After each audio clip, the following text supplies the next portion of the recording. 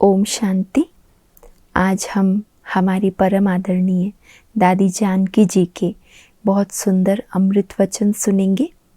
विशेष दादी जी की ये विशेषता रही है कि बाबा के हर ज्ञान की पॉइंट की गहराई में उतरकर दादी जी उसका विचार सागर मंथन कर वो ज्ञान का खजाना सभी को बांटती भी थी और बहुत सुंदर रीति से सरल शब्दों में ज्ञान की गहरी गहरी बातों को स्पष्ट करती थी।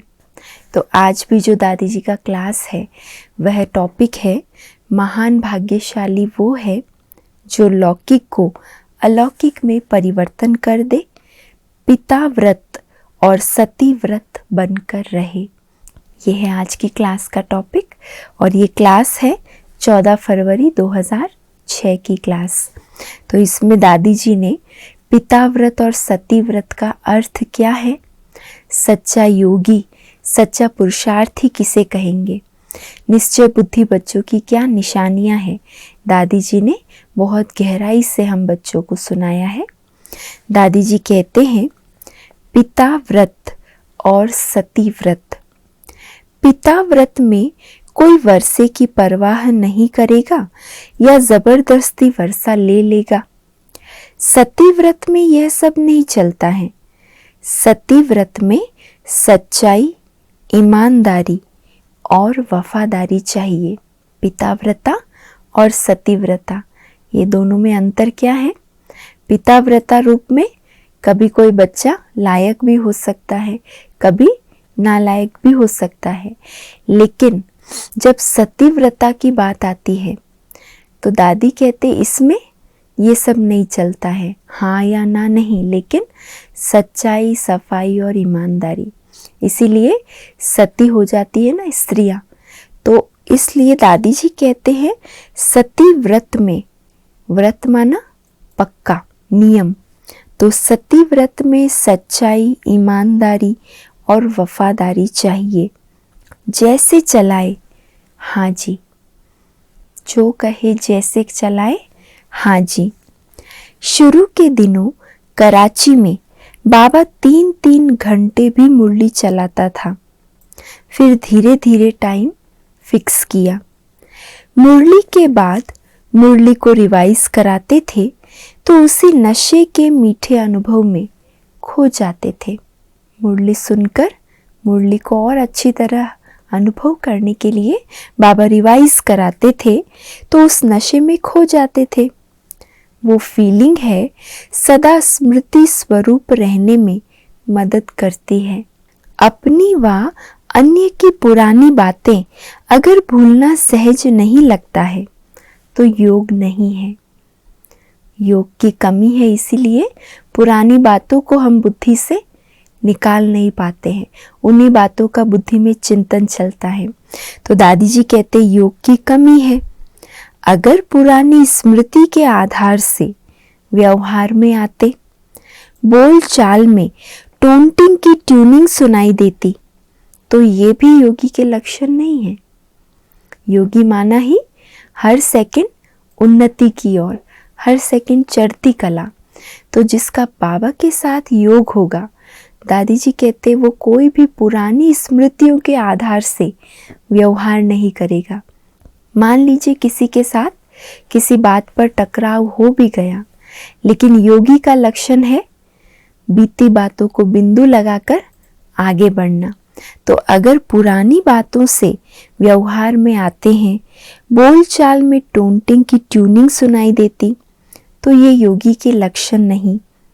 योगी के जीवन में अलौकिकता व दिव्यता होने के कारण उसके बोल अर्थ सहित होंगे, स्वीकार करने लायक होंगे, उसकी बात को सभी स्वीकार करेंगे।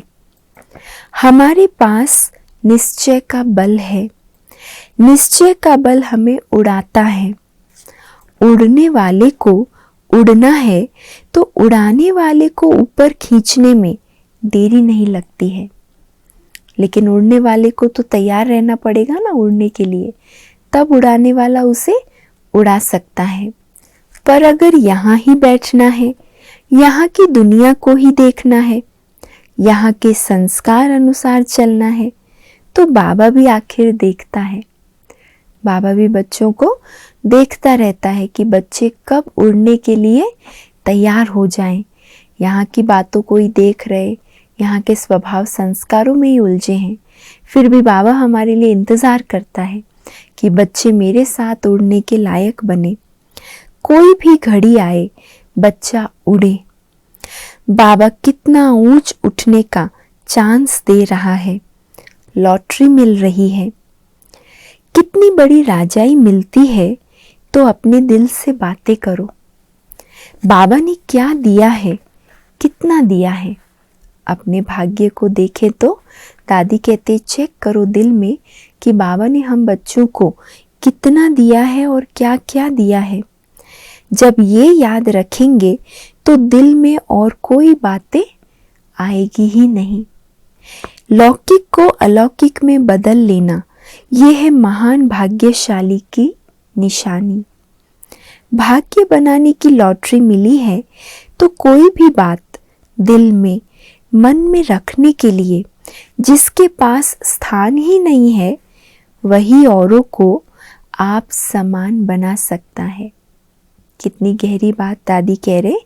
अगर कोई की भी बात दिल में मन में रखने के लिए हमने कोई कोना छोड़ा ही नहीं है, दिल में कोई स्थान ही नहीं है, वही औरों को आप समान या बाप समान बना सकते हैं। आप समान बनाने वाले को देखकर प्रेरणा मिलती है कि इन जैसा मुझे भी पुरुषार्थ करना चाहिए। पहले बाबा कहा करते थे, बच्चे दूसरों को भी आप समान बनाओ। अभी बाबा कहते हैं, बच्चे बाप समान बनो और बनाओ। पहले बाबा ये इशारा देते थे, औरों को आप समान बनाओ। लेकिन होता क्या है, अगर मेरे अंदर कोई कमी कमजोरी रह गई तो जिसको मैं आप समान बनाऊंगी उसमें भी रह जाएगी। इसीलिए जो परफेक्ट है, बाबा कहते उनके जैसा बनो, बाप समान, फॉलो फादर करो। बाबा को सामने रख के इशारा दो ताकि वह भी समानता में आ जाए, ऊंचे पुरुषार्थ में समानता आ जाए। हर बात में न्यारे बनने में और भाग्यवान बनने में, खुश नसीब बनने में, समान तो क्या इससे भी आगे बढ़े, है ना। सिर्फ समान नहीं लेकिन समान से भी आगे बढ़े, न्यारे बनने में, भाग्यवान बनने में और खुश नसीब बनने में आगे ते आगे बढ़े। कभी कभी कोई बड़े ऊंचे महारथी को भी किसी से ईर्ष्या हो जाती है। वो नहीं चाहेंगे कि ये आगे चला जाए और मैं पीछे हो जाऊं। परंतु सच्चा पुरुषार्थी इस बात को भी देखता नहीं है। जो मेरी विशेषता है, वो मेरी विशेषता के बल से बाबा मुझे आप ही आगे बढ़ाएगा। हमें इस प्रकार की रीस में जाने की कहीं आवश्यकता ही नहीं कि कोई मुझसे आगे जा रहा है या कोई मुझे पीछे कर देगा। ये संकल्पों में हमें नहीं उलझना है। सच्चा पुरुषार्थी अर्थात अपनी घोट तो नशा चढ़े। जो ओटे सो अर्जुन, जो आपे ही करे वो देवता।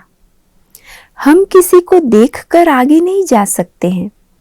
गुण तो उठाना है, पर औरों का गुण देखकर उठाना तो है, लेकिन अपनी घूंट तो नशा चढ़े।